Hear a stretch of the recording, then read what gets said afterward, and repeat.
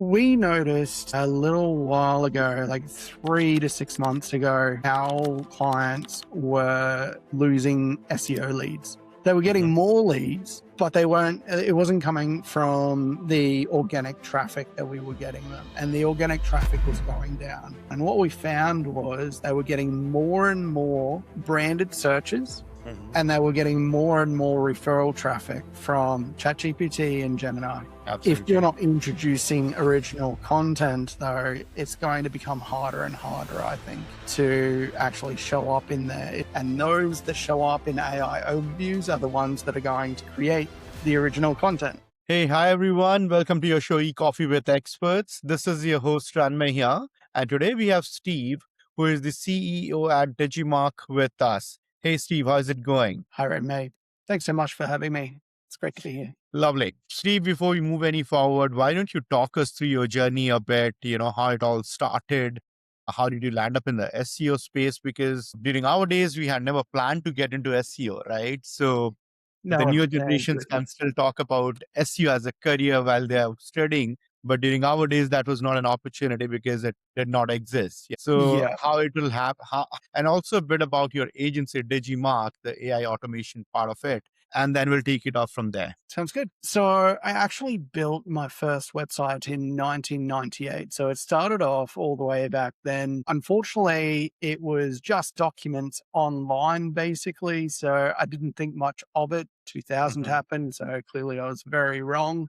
But a few years later, a friend asked if I could build him a website for his business, and it went from there. So I started off working for Odesk. So it's now Upwork, used to be called Odesk, and found that I wasn't getting as much work as what I could be getting locally, mostly because the Australian market is very different to other areas where they could offer more competitive pricing, even all the way back then. So I went and started looking at local networking and marketing strategies to help get the word out more around where I lived. And I came across SEO, thought, great, I really like this because it mixes in a little bit of that marketing side of things, but it's Yeah. still very technical. At least it was back then, especially when you started getting into being able to create private blog networks and that sort of thing. It was something that really aligned with what I was able to do at that point in time by creating all these various different websites. Obviously, we don't do those anymore. From there, I started Digimark, and that was in 2013, and we expanded our offer from website design to include SEO. And then we went from offering website design to just being pure SEO for several years. And that worked really well. I really enjoyed just focusing in on getting that whole process from getting the client in through to making sure that they're actually getting leads and sales from the money that they're actually investing in with us. And then we started to expand again into web design. And then now we're bringing in AI, and now we're bringing in software development and that sort of thing, because I've been able to build out my team, and we've been able to utilize AI to an extent that does a lot of heavy lifting. Absolutely. And you have been in the SEO game for quite some time now, Steve. Have seen enough summers and winters, a lot of Google updates. Which is the one that troubled you most? I think I like to tell our clients that if you do it the way that Google Yeah. suggests that you do it, then most of the time you're pretty bulletproof Yes. when it comes to SEO. It is slower. There are faster ways to do things, but most of the time, if you do follow Google's guidelines, then generally the algorithms are going to be a little bit shaky, but it's not going to be volatile. That was except for when they brought in Penguin, because we were going in and doing a lot of dodgy stuff to create backlinks. And we had to pivot, not so much pivot, we had to change the way that we did a lot of things. Yeah, I mean, it kind of shook the industry, the Penguin one. In fact, I kind of really, made a wild guess that you're going to talk about Penguin. But yeah, I mean, like you said, it's doing the right thing the right way, Yeah. and if you are kind of bulletproof, we call it penalty proof these days. If you are looking at it from the way, as a SEO expert, what is bulletproof, what is not, what is gray, what is white, what is black, right? So if you're doing the right thing the right way, you don't need to worry about it. Yes, it will shake things up a bit because of the market and the competitors, because you're not only ranking on SERP, the other competitions are as well. But yeah, I mean, you're not going to disappear on the face of the internet, right? No. If you're doing most things right. So I get your point there. So Steve, when you started your own agency, how was the industry like? What were the initial days, the challenges that you would have gone through? Talk us about it. And also, when you start your own agency, you wear multiple hats, right? You are Yeah. selling, you're delivering, you are the HR, you are the finance, you're building teams, you're hiring, you are doing client facing, you are the back end, you're doing quite literally everything that is possibly, I mean, that could be done humanly possible, that way. So talk us through those initial days. How challenging was it? First few clients, keeping the lights on. How were they? So I have a bit of a different background to a lot Okay. of other SEOs that have come across, in the sense that I'm a Hmm. nurse by trade. So in 1998, when I thought that things weren't going anywhere online, I went and studied nursing, and I nursed for I nursed for 10 years, but around 2008 was when I started getting back into building websites and learning about SEO and all those sorts of things. So moving from that nursing background back into a technical background, without the business knowledge, for 3 years, from 2013 to 2016, I was still nursing. So I'd get up at Okay. 4 and I would work on the business. And then I'd go and do my morning shift if I was on a morning shift. And then I'd come home and then I would work on my clients. And that would go through until about 7 o'clock. I'd have dinner with my wife. And then I would go back around 9 o'clock, do a little bit more work until about 11, go to bed, 5 hours of sleep, get up, do it all again. And then obviously with shift work, that would change and vary and all those sorts of things. So the early years, I was very committed. It was very challenging. And I was very happy to finally get to the point where we had secured enough clients that I could hire someone. I could look after the business without needing a primary source of income. It was taking care of all of our expenses and everything like that. The reason why I say that's the most difficult part and why it's so important to me now is I was charging $200 a month for Oh, SEO back then, and everyone was going, "Oh, we're making so much money." I'm like, "How? How are you doing this?" Because I've got 20 clients, I'm busting my butt,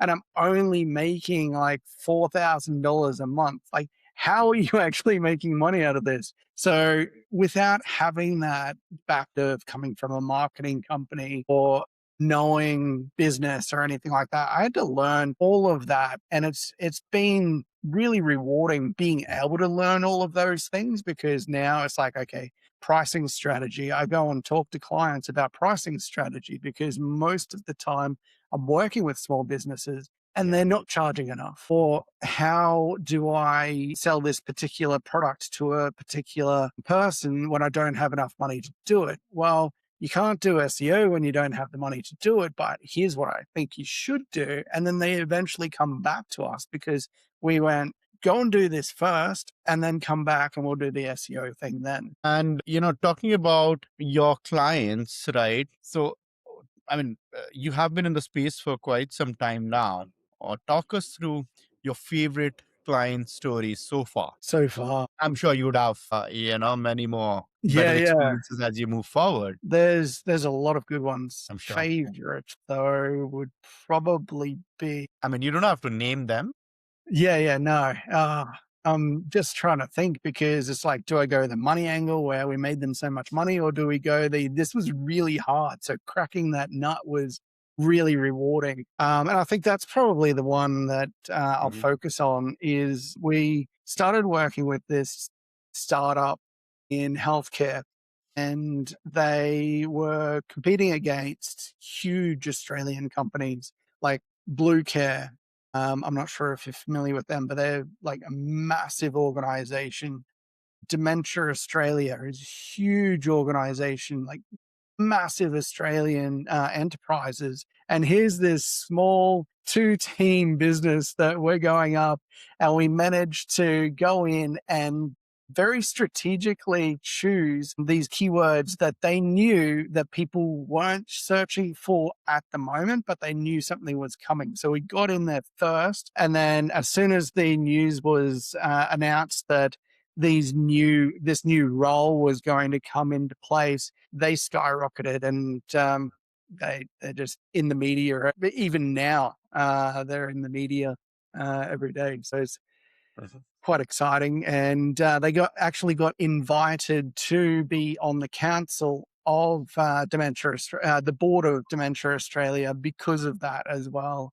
So yeah, it's not always a matter of choosing the most high volume keyword. Exactly. Sometimes you got to be a little bit more strategic. Yes, this is what try and explain to my clients. They're always like, let's go after these ones here, and my competition is ranking. But understand, the competition that you feel is your competition might not be in the might not be your exact competitor at this point of your journey, because you as a business launching in a product and a service in a particular category, you'd always say that the tier one players are your competitors, which might not be the case from an SEO standpoint or from a Google standpoint, right?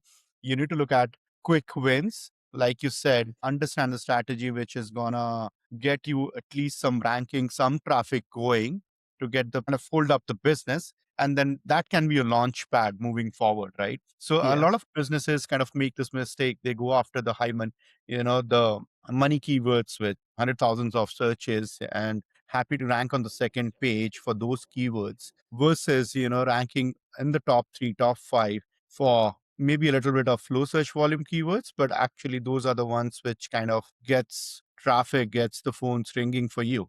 So Yeah.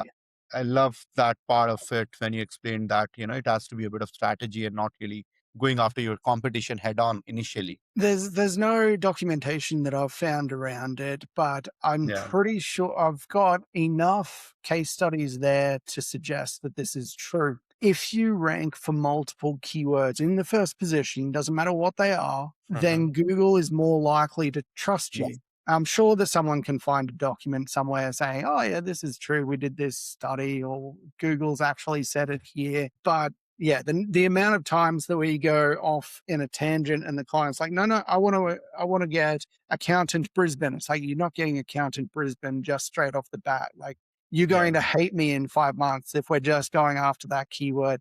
Let's go after these Yes. keywords, get some money through the door, and then we'll go after that keyword once you're ranking first for these ones. Absolutely. And as a business, you know what, Steve, again, no documentation there, but, from SEO, marketing standpoint, when you launch your own business, as a business owner, for example, accounting or law firm, whatever. So when you launch your product, your service, your business, you have your own understanding of what you offer, right? But your target audience is looking at searching your business through some other keywords, right? Yeah. But you, as the business owner, as the founder of that particular product in that particular niche, is stuck around how you feel your consumer is looking at your product. And then you give those keywords or target those keywords, right?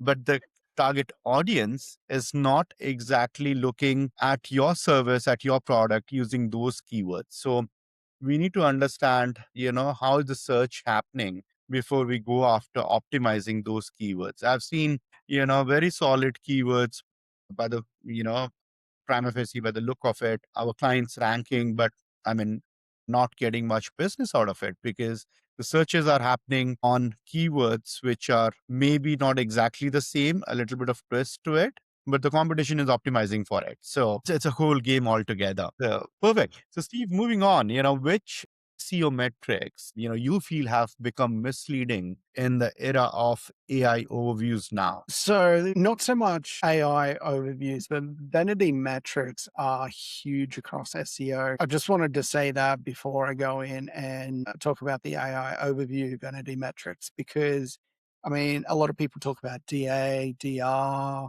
trust flow, all those sorts of things which don't actually exist. They're a metric that is usable from an SEO perspective to get a little bit of an idea Yeah. around the quality of a site. But half of the time, like I could go and create a site and get a DA 85 really easily. It would have no traffic. It would have very Yeah. little value. It would be incredibly spammy, but I could get Yeah. one. It would look good.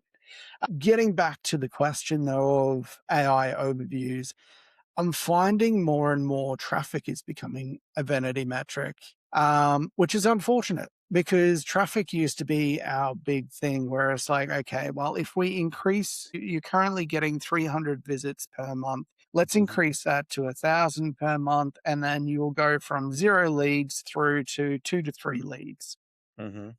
and we'll be looking really good because let's say that they're an accountant, which is often work with accountants and lawyers. So a couple of leads, really good.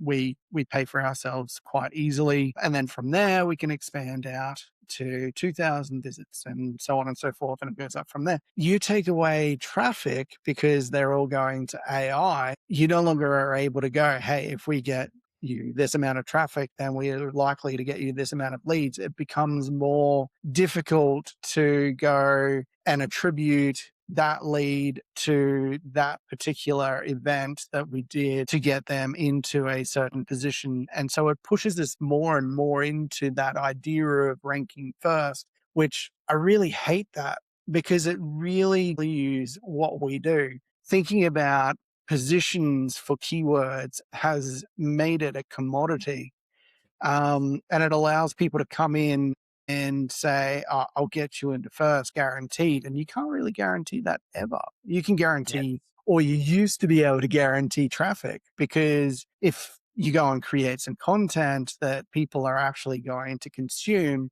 you can rank that really well quite easily, especially if it's long tail keywords. So you would have been able to increase their traffic. And then if it's highly valuable and it's leading them in a way that's going to get them leads, which traffic should convert into leads if you're doing anything in an SEO space, then it was easier to track that. But I think the key metrics that are going to be vanity, if not already, they will be soon, is ranking, Mhm. traffic. And what we're finding is it's going to be easier, or no, it's going to take a lot more work to attribute a lead to SEO work. Yeah, I mean, you changed the whole dynamics there because ranking and traffic is how the SEO industry operated all this while. Yeah, but I love your thought there. So perfect. Talking about LLMs, how do you feel it has changed the way businesses should think about brand influence now versus traffic, like you said? We noticed a little while ago, like 3 to 6 months ago, our clients were losing SEO leads. They were getting Hmm. more leads, but it wasn't coming from the organic traffic that we were getting them. And the organic traffic was going down. So we went, all right, let's have a look at what's actually going on. And what we found was they were getting more and more branded searches, and they were getting more and more referral traffic from ChatGPT and Gemini. And they were getting into ChatGPT and Gemini because we were creating content which was then being answered by the AI, which they were then linking to our client. And then they were clicking on the link to go to our client's website, and then they would convert there. So I think that to sum up the last two questions really, is that attribution is probably going to become even more important for SEOs moving forward. Absolutely. I agree with that one. Things gonna shake up a bit there. And all these metrics that we have been talking about all these years, there will be a shift in terms of how we speak with clients as well, right? What metrics do we show and how do we show our impact in the monthly progress report? So I get your point there. And in terms of content strategies,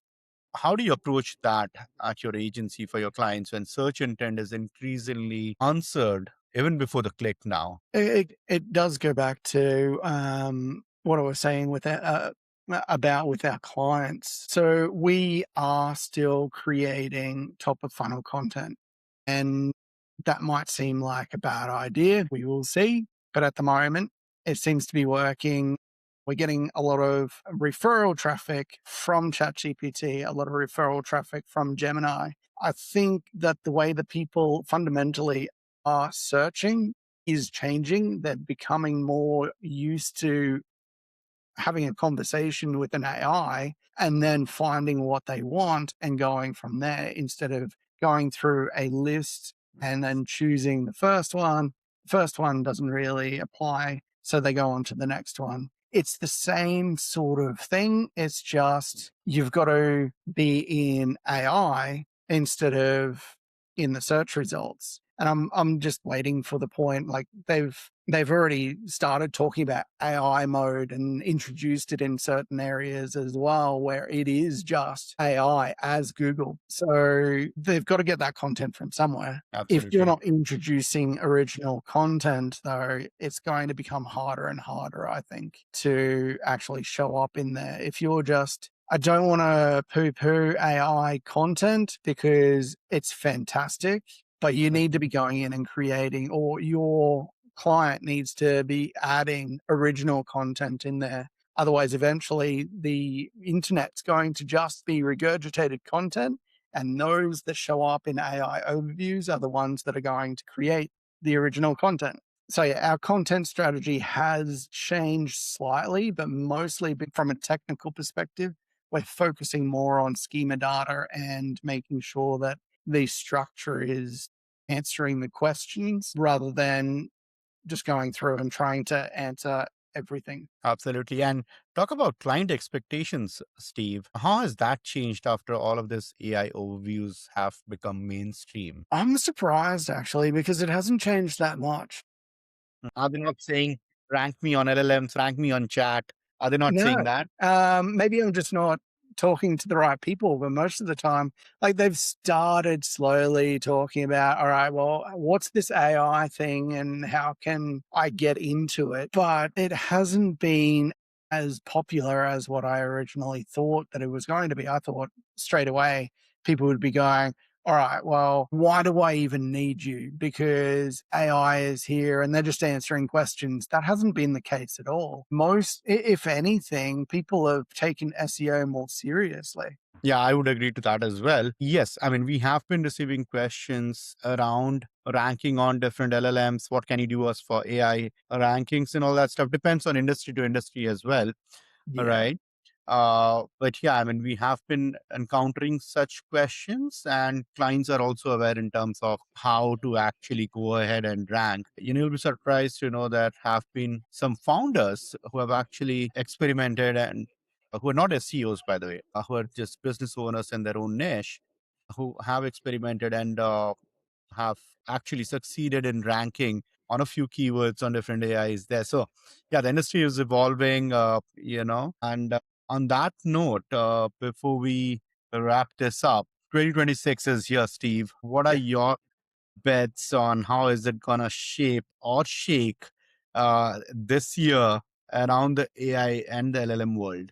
Interested in VO and all of these other website generators. Because if they can get the technical side of things right and address on page from an SEO perspective, so technical is just perfect, on page is just perfect, then we've got content and backlinks, right? That's Yeah. all that the SEO's role becomes then, because if we've got nothing to adjust in the website side of Yeah. things, we can all just become conversion rate optimization specialists. Yeah. I'm going to put that to the board meeting today. Sounds good. That's the next shift. That's the next move. Perfect. Steve, this has been a great conversation, but before we let you go, I would like to play a quick rapid fire. I hope you're game for it. Sounds good. Okay, let's do it. What did you do with your first paycheck? First paycheck of your life, Steve? I took my wife out to an Italian restaurant. Oh, lovely. One thing that you would change if given an opportunity about Digimark, about your agency, if you can go back in time. If I could go back in time, I would definitely do a degree in business. I think that a lot of the mistakes that I made early on would have been ironed out by doing a degree in business. Mm. Yeah. Okay. And your last Google search. My last Google search was Gmail. All right. Well, not really any further, Steve. You have been a sport. Thank you so much once again for No, taking thank out you. time to do this with us. For our audience, if they want to reach out to you, how do they do that? So I spend most of my time on LinkedIn. So just Steve Jaenke. I think it's Steve. Sometimes I put Steven. I don't know why. It's only when I'm in trouble that I'm called Steven. Yeah, Steve Jaenke. You'll see my face on there. Nice. Think it's still Captain America on there. I don't know. I I might have put guess, a serious yes, one on yes, there. yes. Yeah, That's cool. the one. Yeah. The Captain Yeah, America t-shirt. Yeah. yeah. Lovely, Steve. Thanks, man. This was a good one. Cheers. Thanks so much. Bye.